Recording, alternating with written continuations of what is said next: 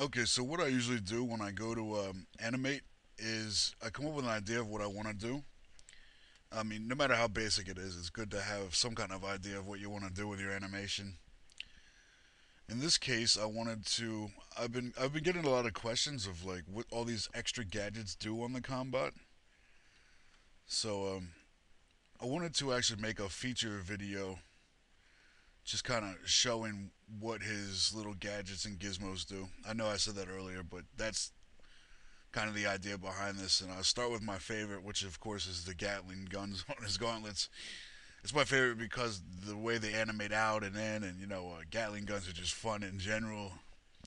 They're mowing down an alien space hunter in the jungle, all the way to Arnold Schwarzenegger with his minigun standing in that building in Terminator 2.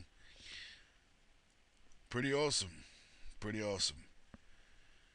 So that was the premise of what I wanted to do. Again, I hit C on my keyboard for the camera, so I do the base animation. Um, and it's good to give these things a little bit of spring and bounce. You see, he bounces and springs a little bit as he settles into his shooting position. He shoots, he gets flung back a bit, keeps shooting. As you see, as the frames progress forward, he leans more and more into it. Like he's really pushing against like the momentum of the firepower being released. Blow, and then when the firing cuts off, he's been leaning on it. Be like, if you're pushing a car, understand you're putting your weight into it, and all of a sudden the car disappeared. Boom, your momentum shifts forward quickly. In the original animations, the base animations, that was really rough looking, which is fine because I'm just trying to feel it out at this point.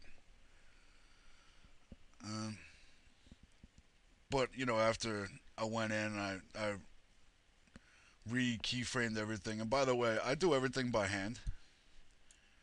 If you see these frames down here, this is not motion capture. I mean, I think that's obvious. My animation couldn't be misconstrued as motion capture. But for example, just look at the feet here. All right, but mocap is fun, but you don't really get a chance to get your hands dirty. Well, you do. I don't know. I just enjoy the keyframe animation. So anyway, once you get your base, um, you get your base animation down. You can go back in and fix it how you see it. For example, when he first starts firing in the original animation, he didn't kick back like that. He just kind of leaned back, and it was kind of boring to look at, especially when you basically afterwards, like after that moment of excitement or flare or whatever, he just kind of stands there and his arms wiggle, and it's really boring to look at. So in the original animation, like I said, he just kind of leaned back and stood there like that, and progressively leaned forward from there.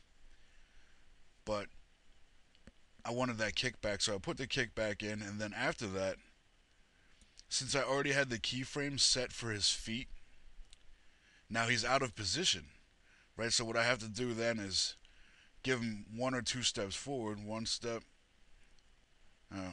forward, oh, two steps. There it is, one and two, to get his feet back into position for this animation to kick back in. Like I said, when he stumbles here, this animation was originally way too fast,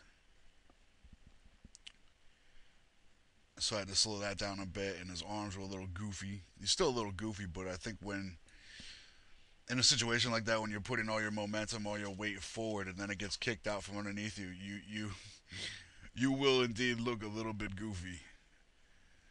So that's where he's at there. Um, and that's where the animation is. Again, make sure all your layers are set.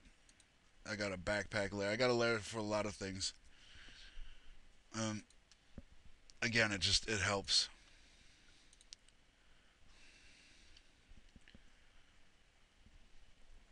can see if we look at if we grab all of the leg, which is a left arm gauntlet. Oop, we can see the gauntlet being deployed. Excuse me.